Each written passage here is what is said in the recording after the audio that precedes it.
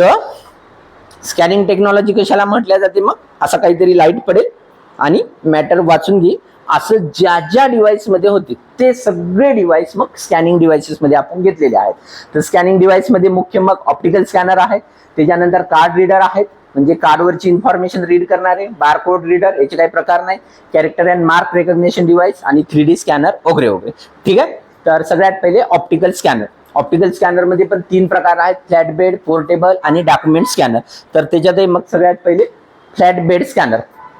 हे असं बेड सारखं जे 100% फ्लॅट आहे, त्याच्यावर पूर्ण असा कागद ठेवला जातो, इथून एक लाईट निघतो आणि तो असा असा असा समोर येतो आणि त्या कागदावरचं मॅटर वाचून घेतो. तर याला तुम्ही फ्लॅट बेड स्कॅनर म्हणू शकता. आता 1-2 वर्षात एका वर्षापासून एक कॉमन क्वेश्चन त्याच्यावर यायला की हे स्कॅनरचं असं झाकण उघडं असेल तर काय होईल? वेगवेगळे ऑप्शन्स आहेत, कन्फ्युजिंग क्वेश्चन आहे. तर सरळ त्याचं ऑप्शन आहे किंवा त्याचं उत्तर आहे मग की व्हाईट आणि ब्लर इमेज येईल, किंवा मराठीत आपण पांढरी आणि धुसर इमेज वगैरे म्हणू शकतो. ब्लर होईल इमेज आणि व्हाईट येईल जर झाकण उघडा असेल तर, ते पूर्ण बंद असावं लागते वगैरे वगैरे. ठीक आहे. तर याला तुम्ही फ्लॅट बेड स्कॅनर म्हणू शकता. पूर्ण असा कागद. जनरली इथं अनिल सर वगैरे तुम्हाला ते तुमचेच फॉर्म MSCIT चे स्कॅन करताना तुम्ही पाहिले असतील, नाहीतरी आपल्याकडे तसे 2 स्कॅनर आहेत. एक तिकडे जरी असेल, तुम्हाला स्कॅन करून पाहायचं असेल तर या स्कॅनरवर सगळेजण स्कॅनिंग करून पाहू शकतात. ठीक आहे. इथं लावून देतो कसं, म्हणजे कमीत कमी स्कॅनिंग कसं करतात, प्रिंटिंग कसं करतात, पेन ड्राईव्ह कसं हँडल करायचं, ह्या पण गोष्टी करून पाहायच्यात. ते जरी तुम्हाला एक्झाम मध्ये येत नसल्या तरी पण MSCIT झाल्यानंतर प्रिंटिंग येत नाही किंवा स्कॅनिंगही येत नाही असं होऊ नये त्याच्यासाठी. ठीक आहे. तर याला फ्लॅट बेड स्कॅनर म्हटल्या जाते. एकाच ठिकाणी ते ठेवायचं असेल तर ठीक आहे, सर्रास मध्ये तेच वापरतात. पण मला बॅग मध्ये टाकून कुठं पण न्यायचं असेल तर त्या ठिकाणी मग हे असं पोर्टेबल स्कॅनर आहे, छोटूस स्कॅनर आहे. जनरली टेक्नॉलॉजी तीच आहे, फक्त इथं काय होते, लाईट एका ठिकाणी आहे आणि हे असं स्क्रॉल होत जाते आणि ते समोर समोर समोर समोर समोर जात राहते. मग ठीक आहे, म्हणजे कागद समोर समोर समोर जातो. तर याला म्हटलेलं आहे पोर्टेबल स्कॅनर, म्हणजे ते बॅग मध्ये टाकून तुम्हाला कुठं पण घेऊन जाता येते.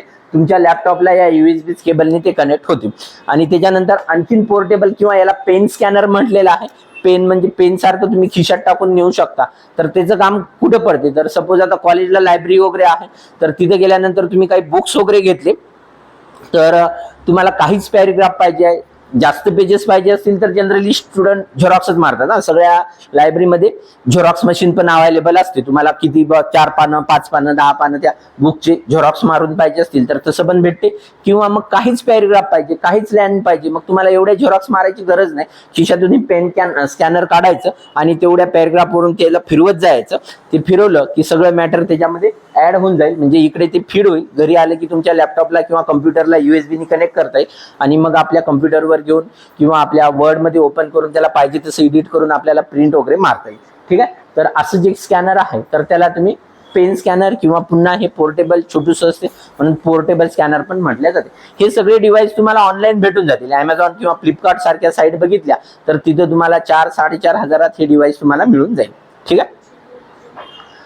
कॉन्फिगरेशन वर असेल, त्याची बॅटरी किती आहे, त्याचं रिझॉल्युशन किती आहे, त्याच्यानंतर त्याची मेमरी किती आहे, किती मॅटर स्टोअर होऊ शकते, त्याच्यानुसार त्याच्या किमती व्हॅरी होत जातील. पण जनरली तिथून त्याची रेंज स्टार्ट आहे.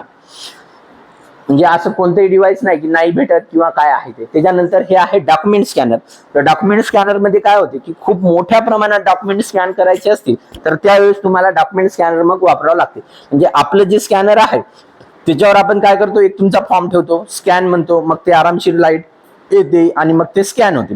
त्याच्यानंतर तो फॉर्म बाजूला काढा, पुन्हा दुसरा फॉर्म ठेवा, पुन्हा लाईट येते, पुन्हा स्कॅन होते. म्हणजे एक डॉक्युमेंट स्कॅन करायला तुम्हाला 1 ते 2 मिनिट लागतात. मग खूप जास्त डॉक्युमेंट स्कॅन करायचे असतील, म्हणजे 100 फॉर्म करायचे असतील तर 1-2 घंटे लागतील. मग एवढा वेळ वाचवायचा असेल तर त्यावेळेस हे डॉक्युमेंट स्कॅनर, म्हणजे जिथं मोठ्या प्रमाणात रोज डॉक्युमेंट स्कॅन करावं लागतात. खूप सिंपल एक्झाम्पल द्यायचं झालं तर हे आपल्या SBI मध्ये डॉक्युमेंट स्कॅनर आहे. म्हणजे तिथं रोजच्या कितीतरी लोन केस येतात. आपलं पीक कर्ज वेगळं किंवा मग ते गोल्ड लोन वेगळं किंवा आणखीन हाऊसिंग लोन वेगळं, अशा वेगवेगळ्या खूप साऱ्या केसेस येतात आणि या सगळ्यांची त्यांना डॉक्युमेंट कितीतरी स्कॅन करावं लागतात. मग ते काय करतात, ते सगळ्या डॉक्युमेंटचा एक गठ्ठा करतात, याच्यात टाकून देतात आणि जसं आपल्या प्रिंटर मधून पेजेस निघतात, एका 10 सेकंदात एक, 10 सेकंदात एक किंवा 5 सेकंदात एक एक एक एक एक एक डॉक्युमेंट स्कॅन होत राहते. कोणाला आणखीन क्युरियोसिटी असेल तर सगळ्यांचे युट्यूबवर व्हिडिओ पण आहेत. तुम्ही डॉक्युमेंट स्कॅनर असं युट्यूबवर टाकलं तर ते कसं असते किंवा त्याची काय ते कसे स्कॅन होतात वगैरे वगैरे. एका दुसऱ्या स्लाइड मध्ये पण होते, पण ते सगळे व्हिडिओ दाखवत जर तुम्हाला शिकवतो म्हटलं तर आणखीन खूप जास्त वेळ लागते. त्याच्यामुळे जे आपण एकदा व्हिडिओ स्किप केले, पाहिजे असतील तर तसे तुम्ही पण शोधू शकता किंवा नंतर दाखवता येईल. तर इथं फास्ट मध्ये होते ते मनानेचे फोल्डर पण बनवते आणि फाईलला नाव पण देते. म्हणजे 10 सेकंदात एक म्हटलं तर आपण तर नाव पण नाही देऊ शकणार, तर तो मनानेच नाव पण देतो. पिक्चर 1, पिक्चर 2, पिक्चर 3 असे नाव पण देऊन टाकतो. आणि तुमचे 100 जरी डॉक्युमेंट्स असतील तर 5-1 मिनिटात तो